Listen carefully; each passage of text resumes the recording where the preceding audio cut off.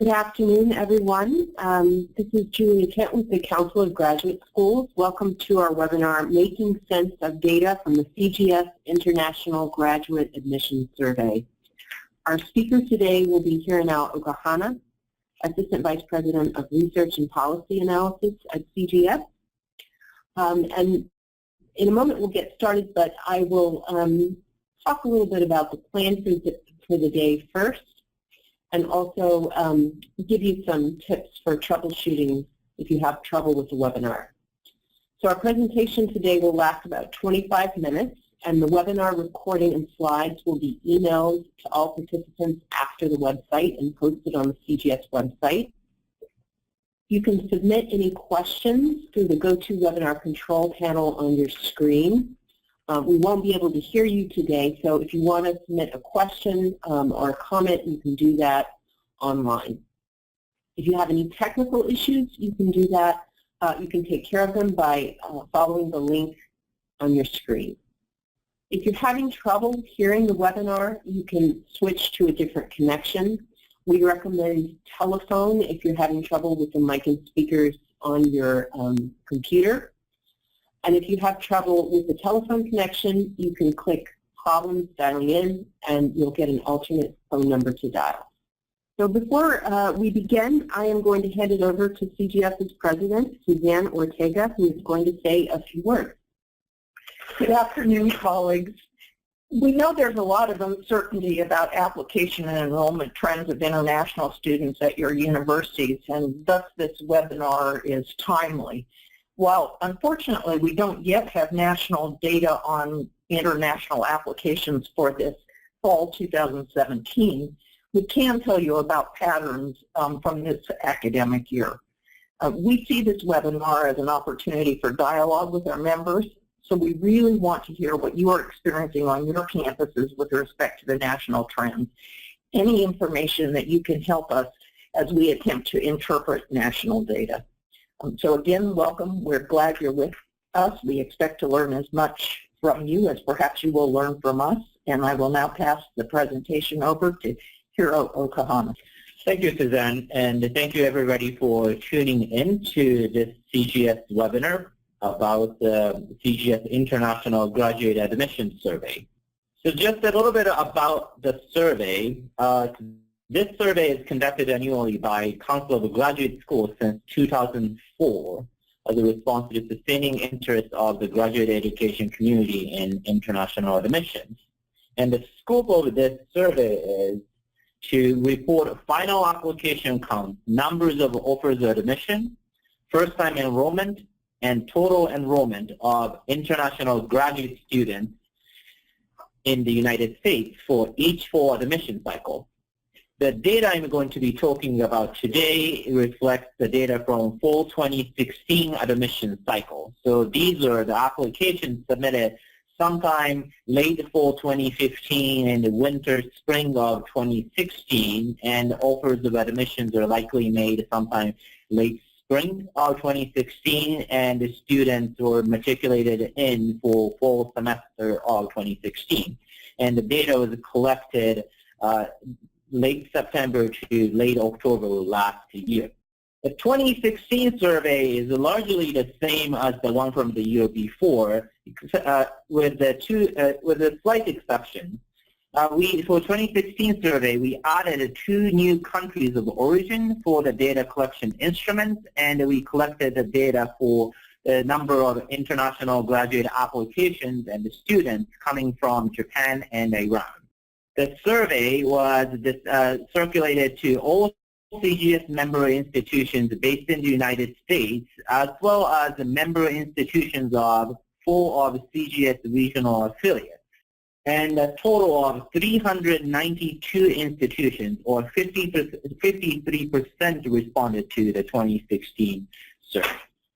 And if you have not had a chance to read the full report, which was released earlier this month, if you go to CGS website and check the benchmarking section of our webpage and go through International Graduate Admission Survey, you can access the latest full report for fall 2016 survey, as well as the historical reports from our past international graduate admission survey projects.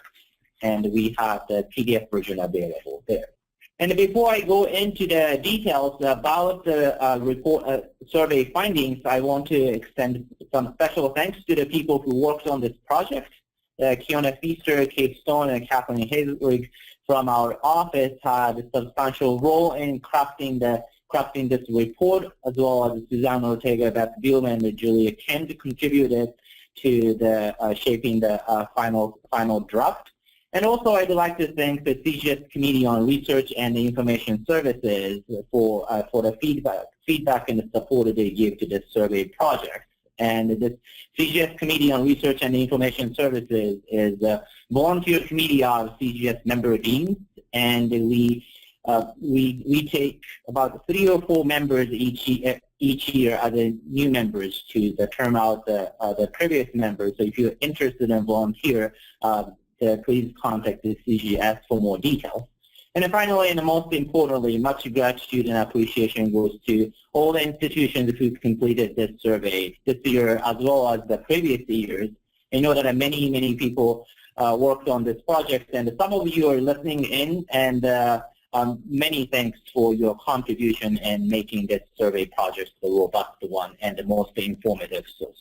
So I'm going to go over some of the data points. First, I would like to go over some of the key statistics around the international graduate students in the United States. So first is the master's and certificate programs constituted 68% of total international graduate applications and 78% of first-time international graduate enrollment in fall 2016. The vast majority of international graduate students are in master's programs, and this shows that a continued appeal and the strength of master's programs has with the international audience, not just the basic science and the doctoral programs that graduate institutions in the United States offer. Well, when you go dive into some of the countries of origin and the field of study data, in terms of applications, the most applications from the Indian students are concentrated on the master's program. The 90% of the applications originated from the Indian students were toward the master's degree program. This is in contrast to some of other countries of origin. For example, the South Korean applications, 43% of them were toward the doctoral program, and 74% of international graduate applications from the Iranian students were toward the doctoral program. The similar can be said for when you look at the data by field of study as well. The business and the mathematics and the computer sciences graduate applications heavily focused on the master's program. 95% of applications toward the business program and 86% of applications toward the mathematics and the computer sciences fields were for master's programs. In contrast to some other fields in the sciences were focused more on the doctoral program. Biological and agricultural sciences, 53% of international graduate applications were for doctoral program, and 40% of graduate applications for social and behavioral sciences went for the doctoral program as well. And the next point is that China and India remain as the top center of international graduate applications and the first-time international graduate enrollment. There are some changes in applications and the enrollment in recent years, which we'll talk about, which we will discuss later. But overall, China and India continue to be the top countries of origin for international graduate applications, as well as first-time enrollment in the United States. When you look at the application counts, the most master's applications come from Chinese or Indian students. 40% of master's applications and 38% of master's applications were from Chinese students or Indian students, respectively. But when you look at the applications for doctoral programs, the statistics will vary. China still remains as the top center of doctoral applications, constituting 35% of international graduate applications at the doctoral level. but India only accounts for 13%. Instead, some other countries of origin and other regions of origin have a higher share of doctoral applications. The same is true for first-time international graduate enrollment. So you can see for the master's and certificate level, 36% of first-time enrollment and 32% of master's and first-time enrollment come from China and India, respectively. But at the doctoral level, while 34% of first-time doctoral enrollment are Chinese students, the other countries of origin is a little bit more diverse. And India only accounts for the 12% of overall first-time doctoral enrollment. Third point is engineering, mathematics, and computer sciences and the business are among the leading fields of study for international graduate students, both in terms of total applications and the first-time enrollment for 2016. Again, we'll see the similar pattern so engineering is leading the application counts, both in terms of doctoral level and the master's level. But for other fields of study, the statistics a little bit vary. The math and the computer sciences have 26% share of international graduate applications at the master's level, but only 12% at the doctoral level. And similarly, the business has 20% share in the business master's 21% share in the master's level graduate applications, but only 6% share in the doctoral level applications. In contrast, the social and the behavioral sciences, they have relatively smaller share of master's applications, but for the doctoral applications, the share is up at 15%. Here you see a similar pattern when you look at a first-time international graduate enrollment as well. As you can see, engineering had the higher share, both in terms of doctoral level first-time enrollment and the master's level first-time enrollment. But if you look at the math and the computer sciences as well as the business, their percentage share at the master's level and the doctoral level are quite different and concentrated more on the master's level side. In contrast, the biological, agricultural sciences, social and behavioral sciences, physical and earth sciences have a much higher share for doctoral level first-time enrollment, but not as much for the master's level first-time enrollment. So now I want to share some of the key trends and key changes that we observed when we look at a full 2016 data and compare to the years before. First, the international graduate application growth rates have slowed down compared to the years in the past, but rate of growth for first-time international graduate enrollment remained the same. Here I'm displaying the data points from this year's survey as well as the last 3 cycles of international graduate admission survey. The rate of growth for application surged a little bit between fall 2013 and fall 2014, and it slowed down between 2014 and 2015 to 3%. And this year, the change between fall 2015 and the fall 2016 was at 1%. But when you look at the changes in first-time enrollment, again, we had relatively high rate of growth between fall 2012 and 2013, as well as between 13 and the fall 2014. And the last time we observed some slowdown by 5% increase between fall 2014 and the fall 2015. And when we compare the fall 2015 data and the fall 2016 data, the rate of change for the first-time enrollment for international graduate students remained at the 5%. But this 5% increase is still a sizable increase considering the percentage share of international graduate students in overall graduate student population, as well as looking at the rate of growth for the overall graduate student population in the United States. The next point is that India, Saudi Arabia, and Europe show some notable changes in terms of total applications and the first-time enrollment when we compare the full 2016 data with the data from the years past. So this chart has a little bit of much of the information, but first part is that when we look at the changes in the first-time enrollment, so we saw sizable increase in first-time enrollment from India in the years past. But it's steadily slowed down, and this year we have seen a decline in the first-time enrollment for from India. In the Middle East, and North Africa, as well as Saudi Arabia, we saw some increase from the point that we started collecting the data. Then we saw a drop between fall 2015 and the fall 2016. And in contrast, for the enrollment from the European nationals from European countries, we have seen relatively small growth, then decline, but this year we saw a sizable increase in terms of the first-time enrollment by 8 percentage points.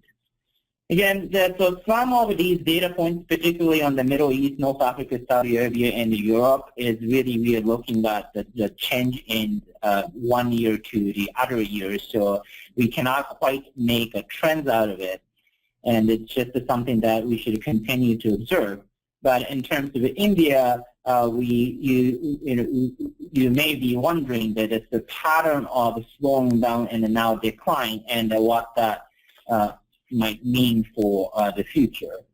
So some working hypothesis around what may be happening and what may be attributed. Again, this data is based on the fall 2016 data. So all the data, including applications and the matriculation of international graduate students, happened before U.S. presidential election last year. So it seems that there may be some correlation with the economic factors when it comes to India. In this slide that you are seeing the drop in the currency value for Indian rupee against the U.S. dollars, you can see that there's some decline or sharp decline that happened sometime in 2013, and it made some rebound, but it continued to decline to the current point. And again, when the currency exchange rate is not favorable, relatively speaking, that the cost of pursuing education in the United States increase for these people in the country. Some similar observation may be able to be made for the Saudi Arabia and the Middle Eastern countries as well. The oil price, this is the chart you're seeing that shows the oil price changes in last 5 years.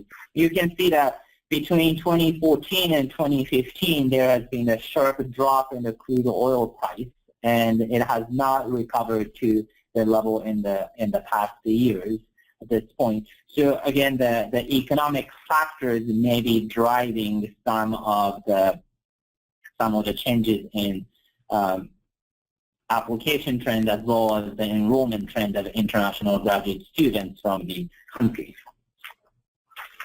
But of course, as Suzanne mentioned, the one part that is probably occupying most of everybody's mind about the impact of presidential elections as well as subsequent policy changes or any pending policy changes to international graduate application trend to the United States as well as the matriculation of international graduate students. There are a lot of questions that we cannot answer with this data point. So CGS, most of you completed the CGS Pressing Issues Survey earlier this month, and some of the questionnaire items included member deans' impressions on international graduate application trends and what may be impacting some of the changes that they are observing. That result will be available to CGS members in April in another webinar. So we hope to have some little bit more insights into what may be happening. And also these policy changes and the political events, not just in the United States, but also in England, will add more reason that the CGS International Graduate Admission Survey is an important information source in observing some of the changes and the effects of those policy and the political changes. And in late September, early October, we'll be sending the full 2017 version of CGS International Graduate Admission Survey. And I'm very much looking forward to seeing the robust and even more than higher response rates to help us really inform ourselves about what has these policy changes, the political climate changes might have influenced some of the, not just the application numbers, but offers of admission to the yield into the enrollment rate. In the meantime, CGS offers different platforms to share what you're seeing on the ground. The Dean's Discussion Board is one way to share and exchange some of the information and the thoughts that you might have as the deans and the graduate school professionals, and share with the broader community of graduate education leaders, just so that we have soft intelligence to really inform each other about what's happening and how institutions may be responding to this increasingly changing and the fluid environment that we are in terms of graduate enrollment. And if you don't prefer the sharing some of those in the discussion board or CGS webinar way, we always welcome feedback and insights from on the ground. So feel free to email any of us about what you're observing, and any of those information is very, very useful and valuable to us, as Suzanne indicated. So this is end of my presentation, and I'm very happy to take any questions about the data and some of the interpretation of fall 2016 data, but also if you have any insights that you would like to share about what's happening on your campus right now, looking at the fall 2017 admission cycle, please feel free to share with us, and those information will be very much appreciated. All right, thank you, Hiro. We are waiting for some questions to come in. Just looking at the report in your presentation, it looked as though this year's report is really a mixed report, in the sense that on the one hand, we see first-time enrollment going up by 5%. On the other hand, we're seeing some key sending countries and regions with declines. The fact that the Middle East and Saudi Arabia are declining is, of course, not great news at a time when there's a lot of questions about the future for the region and immigration policy. So thank you very much for that presentation. I think we have a question coming in right as we speak, and we'll just pause briefly as we note the questions and begin the Q&A. So the first question is about the definitions used in the survey.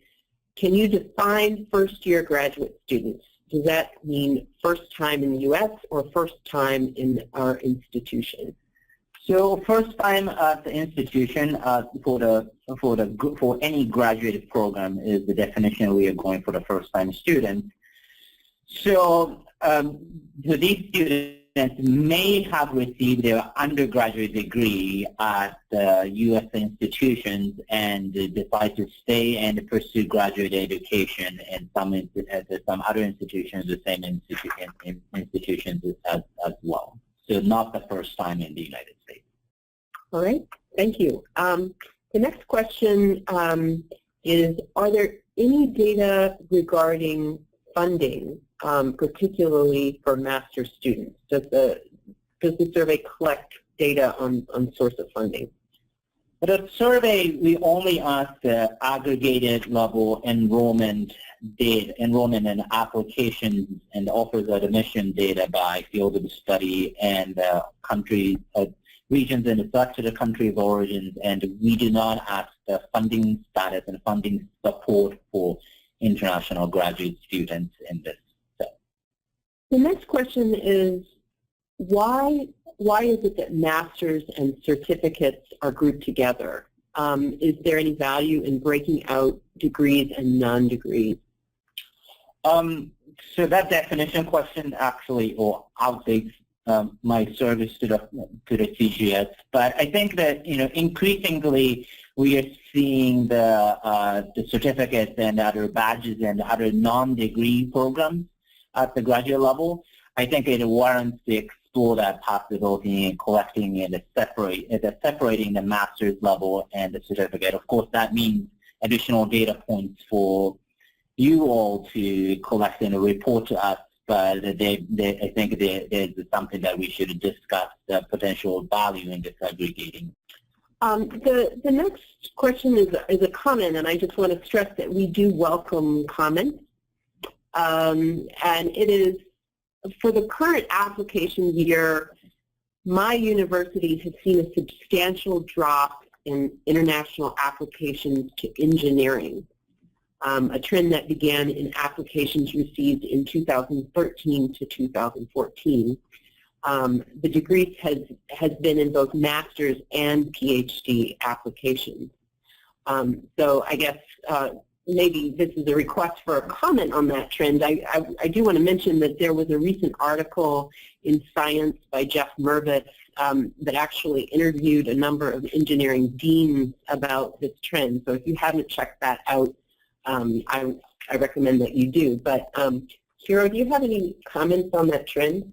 Well, we saw that in general, not necessarily engineering, but engineering the computer sciences, we started to see some different patterns in this survey, as well as the graduate enrollment and degree survey, our larger enrollment surveys. So that's something that we are carefully watching year to year about which direction that the enrollment trends may be heading. All right, thanks. The next question is as follows. Your data show a decline in the number of doctoral applicants. Did you check to see what % of students applying to doctoral degree programs already had a master's degree? Some students believe that to apply to a doctoral program, you must have a master's degree. Unfortunately, our data collection instrument does not disaggregate the prior education of doctoral or master's applicants for that matter. So we cannot quite tell the application for the second master's, third master's, or second doctorate, or the master's then doctorate program. That's an interesting point, interesting data points again that I think some of us are interested in learning more about.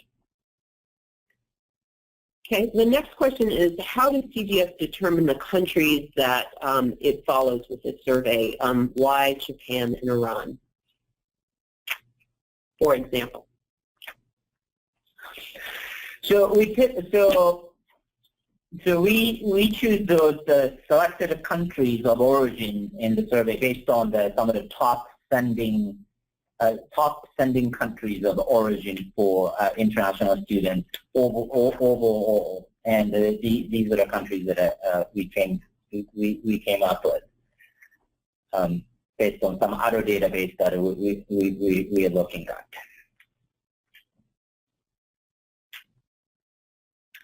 All right.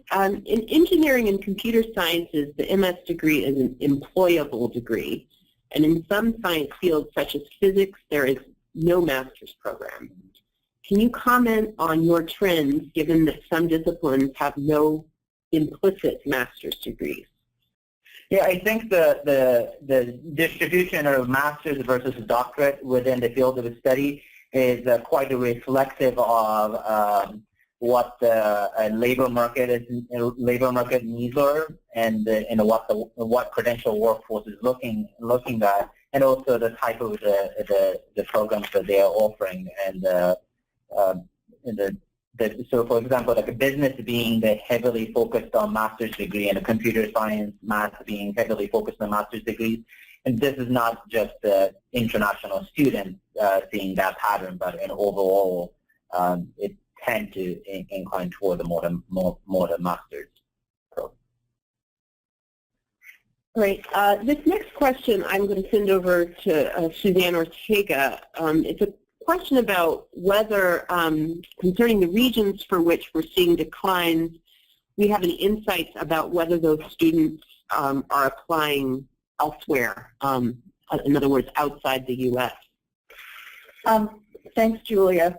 Well, we do not have definitive data. What I can tell you is that we have had multiple conversations with our colleagues in Canada about trends they are seeing. We know, for example, that the Council of the Canadian Association of Graduate Schools has created a place on their website that provides some information about the process of transferring to or matriculating at Canadian universities.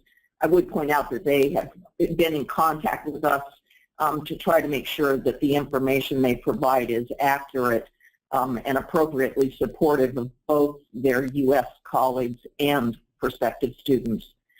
Secondarily, I would say that we know of at least one Canadian university that in the immediate aftermath of the executive order, which is currently on hold, began waiving application fees for students from the 7 affected countries.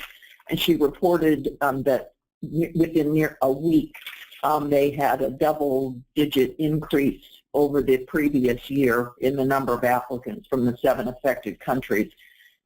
So time will tell whether it affects application rates or more likely affects our first-time acceptances to graduate programs in the U.S., where we are in active and ongoing communication with our colleagues. All right. The next question is about whether the survey breaks down degrees by specific programs, whether numbers are broken down, for example, to the level of physics or mathematics, or whether we group them by broad fields only. For international graduate admission survey, we only collected by broader fields of study, unlike our other survey projects, graduate CGS GRE graduate enrollment and degree survey, which we collect the more finer fields of the study, and in that survey we can break down a little bit further in terms of types of we can break down by physics or chemistry or some of the more specific fields. One person asked whether we can provide a comment on gender in these enrollment data. We do not disaggregate this by gender at this point. All right. The next question is, what percentage of international students paid to obtain their degree? And by this, I take the person asking this question to mean how many of them paid tuition to obtain their degree. Was there one country that covered costs more than others? Unfortunately, we do not have a financial aid-related data for international graduate students or for domestic students, for that matter, too. Currently, our survey projects focus on applications and enrollment data, and we have not gone into studies on the financial support on this type of the benchmarking survey projects. Mm-hmm. You may be aware of the program in Saudi Arabia that has funded students to study in the United States, and there's a lot of good information out there about that program and the extent to which it's been cut, which has likely resulted in the declines that we've seen. This is a comment. For schools that use recruitment agents, they may serve as a good indicator for enrollment forecasts. Well, thank you for the advice. Maybe, Hiro, do you want to say a few more words about the pressing issue survey and what we may be able to share from that in the near future? So, for pressing issue survey, we ask what the graduate deans are observing in terms of application trends. And we ask the question around whether they're seeing ups and downs for doctoral applications, master's applications, and international graduate applications, and ask them to weigh in on some of the factors maybe attributing to the changes in those application trends. as well as we ask some questions around whether the graduate schools will likely be engaging in some of the changes in the recruitment strategies or additional support for international graduate students in next 12 months or so. So we should be able to provide some insights based on that. And we got relatively the response rate was very good. We had about 200 institutions responded to this survey. So we are looking forward to sharing the results with you. But when it comes down to the what may be the impact of the recent protocol and the policy development in the immigration and the international education field, I think the key indicator will most likely be on the admission yield. So once the offers of admissions be made, how many of those students will eventually accept the offers of admission and be able to come to the United States and begin their education. And those data won't, we will not have access to data until we begin the full 2017 version of this survey, and looking forward to your participation and gathering more information around that. Great. There's one final question, and it's not about the CGS survey, but about the survey of earned doctorates that is conducted by NSF. Apparently, this survey does report the financial debt levels of recent doctorate degree holders. Could these data be disaggregated for international students? Is the question. I cannot recall off the top of my head, but I also encourage you to obtain your the institutional records. I believe National Science Foundation would provide you with a report specific to those people graduated from your program, and to be able to look at some of the data more unique toward your institutions and how how many international students earned, and what may be other information that you can capture from that. In the publicly available data, I believe it's mostly the aggregated level debt by field of the study, not by the citizenship study. Thank you, everyone, for your questions. And once again, we'll be following up with all of you to send you a copy of the presentation that you are welcome to share with your colleagues. And we hope that you will join us for our next webinar, which will in fact be on the Pressing Issues Survey, which is coming up next month. Thank you very much.